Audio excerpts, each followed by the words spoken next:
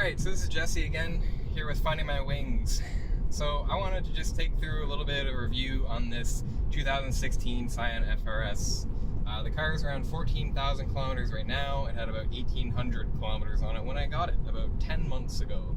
And so the categories that I really wanted to go through are just the general cost of ownership, ease of ownership, the miles per gallon kind of a rating here, and then just a general review recommendation with any tips.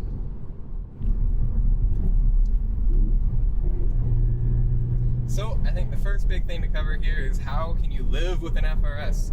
Can you live with an FRS? Being in Canada, making this my primary vehicle, having to rely on this for work. And so the big first thing I'll focus on is winter driving. So we do put winter tires on this car. I bought some cheap ones just because there was a good deal.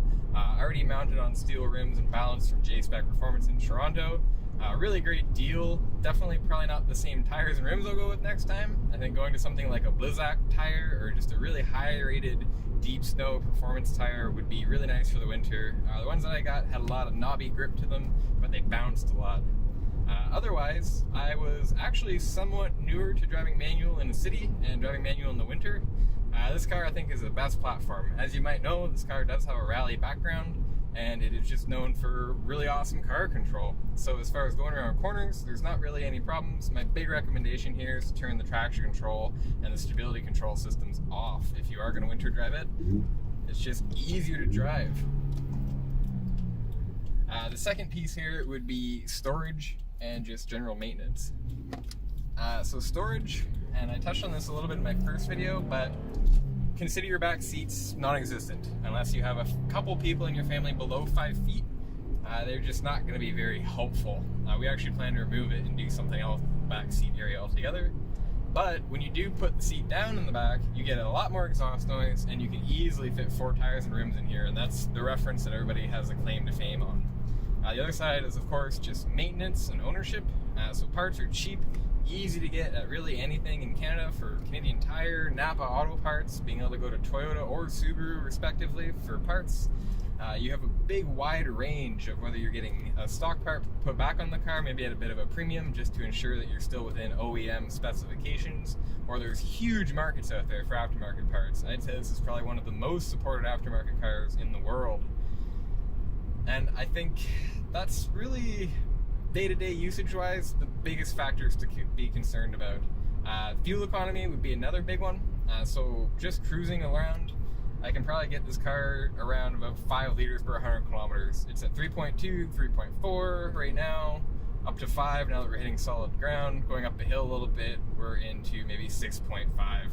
And on the highway, you're going to see a little bit worse than that. Of course, this is a 6-speed manual car, and it's a 2016, so it's got that intermittent between the short and the long-range rear gear in it.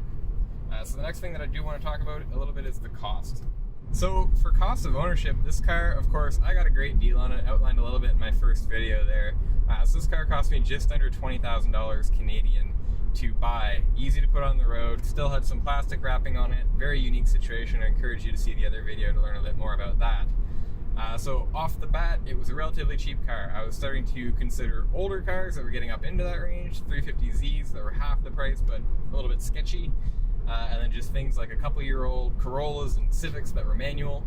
And of course, not quite what I was looking for. I don't really need a sedan, and I don't really need front-wheel drive anymore. I've gone through that phase of my life quite a bit.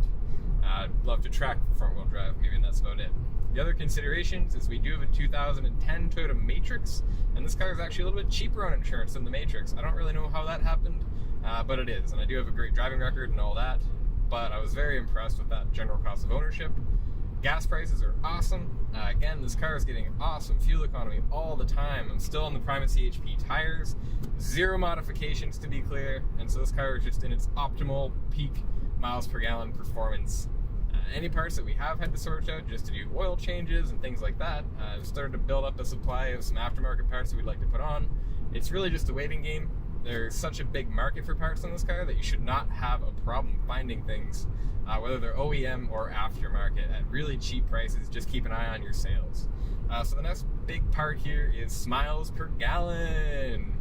And I'll just go right into it. So miles per gallon on this car is incredibly high.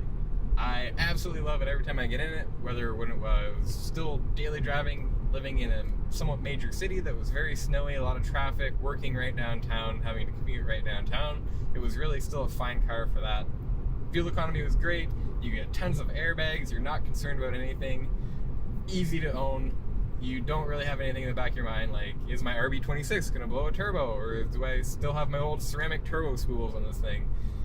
It's just an easy car to focus on how amazing it is at handling, how great fuel economy you get, and just that awesome sound, the performance, whether it's in town or out of town. Really, everything brings a smile to your face. There's going to be a ton of videos out there, and I encourage you to watch a lot of them, just about how this car really makes you feel. There's not really too much more to talk about. This car's been a really easy car to own. It's been super rewarding. It's been everything that I hope for in a daily drivable sports car and more. I think this is a 10 out of 10 recommendation for me. This car is definitely built for me, being on that low power range. I don't really care about the power as much. For storage, we do have a hatchback, and I've just gotten really good at packing things over the years into other cars. So this car has just hit every point for me specifically. I think avoiding some of that higher power, you avoid some complexity, you avoid some costs, and at the end of the day, you don't get big tickets and you don't go to jail for giving a little bit of gas. It's like your Civic, you can floor it all day around town and still be under the speed limit. So that really wraps up my overall review. Again, let me know if there's anything that sucked in here. Let me know if there's anything that you really appreciated or anything else you'd appreciate to see in the future. Thank you very much, and at some point in time, I will explain what finding my wings means.